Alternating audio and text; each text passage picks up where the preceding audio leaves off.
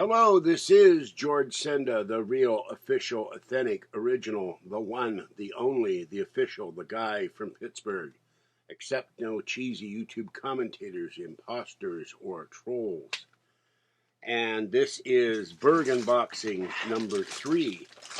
This was here when I got home. I opened it up, and I thanked the person for sending it. I just came back from the store. And this is a portable protein pack.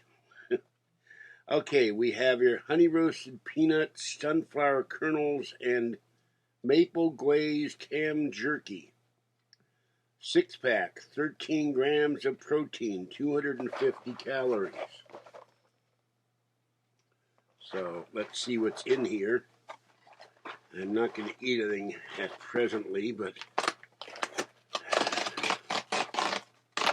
I carried home a bag of cat food and cat litter.